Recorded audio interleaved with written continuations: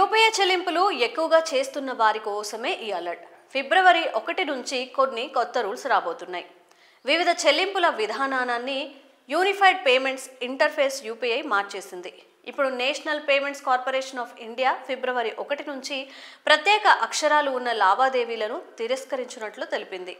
Payment ఎంచుకున్నప్పుడు ప్రత్యేక అక్షరాలు ఉన్న లావాదేవీల ఐడీలు ఇకపై అమల్లో ఉండవు.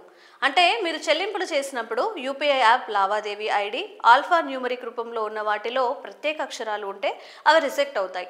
గత జనవరి 9న జారీ చేసిన సర్క్యులర్లో ఎన్పిసిఐ యూపీఐ సాంకేతిక వివరాలను అనుసరించి యూపీఐ లావాదేవీలు ఐడీలను సరైన రూపంలో ఉండాలని సూచించింది.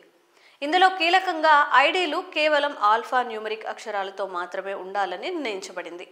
యూపీఐ చెల్లింపుల వ్యవస్థలో పాల్గొనే సంస్థలు, వ్యక్తులు ఈ మార్పు ప్రకారం ఐడీలు అవసరమైన ఫార్మాట్లో ఉంచుకోవాలని సూచించారు. ఈ మార్పులన్నీ పూర్వం యూపీఐ ఫ్రేమ్వర్క్ అనుగుణంగా ఉండడానికి సాంకేతికతంగా సరైనదిగా ఉండేలా మార్పులు చేస్తున్నారు. ఇందులో భాగంగా ప్రత్యేక అక్షరాలు, పంక్చువేషన్స్ లేదా ఇతర ఎక్స్ట్రా అక్షరాలు కలిగిన ఐడీలను ఇకపై యూపీఐ లావాదేవీల్లో అనుమతించరు. దీంతో పేమెంట్ ప్రాసెసింగ్ మరింత సులభంగా, సురక్షితంగా మారుతుందని చెప్తున్నారు. యూపీఐ లావాదేవీలు గత కొన్ని సంవత్సరాలలో భారీగా పెరిగిపోయాయి. 2016లో నోట్ల రద్దు తర్వాత యూపీఐ ద్వారా చెల్లింపులు వేగంగా పెరిగాయి. తాజా డేటా ప్రకారం డిసెంబర్ 2024లో యూపీఐ లావాదేవీలు రికార్డు స్థాయిలో 16.73 బిలియన్లు చేరుకున్నాయి. ఇది నవంబర్ నెల కంటే 8% ఎక్కువగా ఉంది. ఇదే విధంగా డిసెంబర్ నెల విలువ పరంగా 23.25 లక్షల కోట్ల వరకు లావాదేవీలు నమోదయ్యాయి. ఇది నవంబర్లో 21.55 లక్షల కోట్ల కంటే అధికం కావడం విశేషం.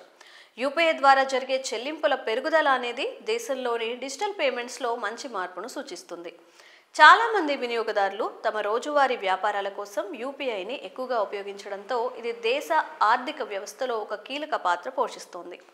యూపీఐ వినియోగం పెరిగిన క్రమంలో మోసాలు కూడా పెద్ద సంఖ్యలో జరుగుతున్నాయి. పలువురు కేటుగాళ్లు వినియోగదారులకు చిన్న చెల్లింపులు చేసి ఆ తర్వాత పెద్ద మొత్తాలు లూటీ చేస్తున్నట్లు వేదికలు వెలుగులోకి వస్తున్నాయి. ఇలాంటి అనేక మోసాలను కట్టడి చేసేందుకు ఈ నిర్ణయం తీసుకున్నట్లు చెబుతున్నారు. ఇటీవల ఎన్పిసిఐ జారీ చేసిన సర్క్యులర్ ప్రకారం అన్ని యూపీఐ వ్యవస్థ భాగస్వామ్య సంస్థలు ఈ మార్పులను గమనించి తగిన చర్యలు తీసుకోవాలని సూచించబడ్డాయి.